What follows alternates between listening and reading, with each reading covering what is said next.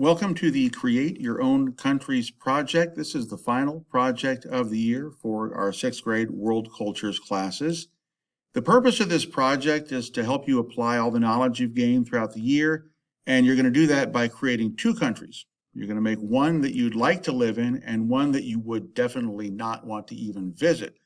And you're going to create, when you do this, governments, economies, civic responsibilities for the citizens, the flag, the culture, etc. Basically, all of the things that would make a country, you're going to create, make believe on your own, one that defines a really nice place and one that defines a place that is not very nice at all.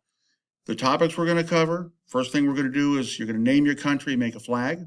You're going to do the government, the economics, the culture, and the geography of both countries. Here's my fictitious countries, West Narlia and East Narlia.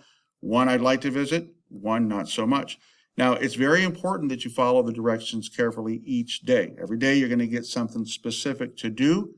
If you do all of the stuff that you need to do and you do it well, then you'll get a good grade. If you fall behind, that will be hard for you because each day you're going to get more specific things to do. Now, we're not going to let you work ahead, so it's really important that you do the very best job with the time you've got for what you have. So if you are a quick worker, you might need to slow down and work maybe a little bit better.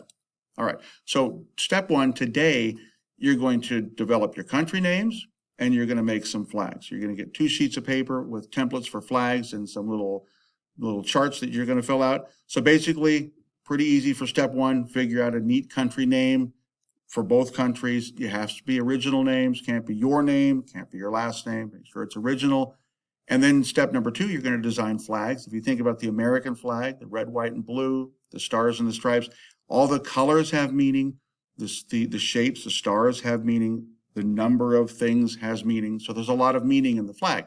So you're going to think of the same sort of thing. You're going to draw and color the flags. I've got a template provided for you. Now, you can't do a flag that already exists, so you have to create your own.